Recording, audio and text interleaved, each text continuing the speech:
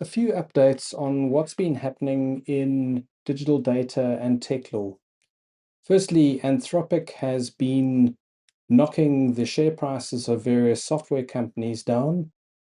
Anthropic released Claude Cowork and various plugins that relate to that. And as an example, LexisNexis lost 14% in a day. And most recently, IBM lost about 13% in a day when Anthropic said that Claude was able to modernize COBOL code. So big impact happening there. Then the South African National AI Policy is getting closer to being published. We're expecting it in the next 60 days. Heads up, South Africa is not going to have the South African AI Act. It's rather going to be regulated at sectoral level, and existing regulators and authorities will play a role in issuing regulatory requirements and guidelines. And so it's going to happen rather at a sector level. An example of this is the FSCA and the PA have published a report on AI in South Africa's financial sector.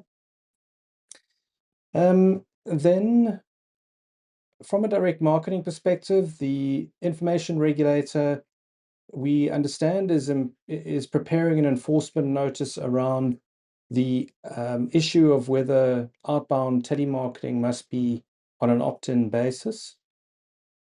Then remember, you've got to submit your PIRE annual report at the end of June, and you should be thinking and prepping for that.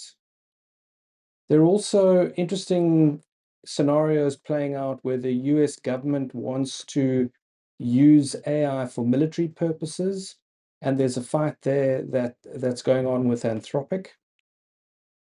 From a judgments perspective, the Department of Basic Education versus the Information Regulator is the latest and most important POPIA judgment.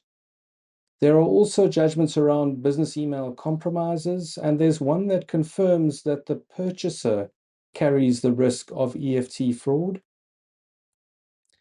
And then the information regulator issued an enforcement notice against the JSE relating to access to share trading records, which is interesting and worth looking at.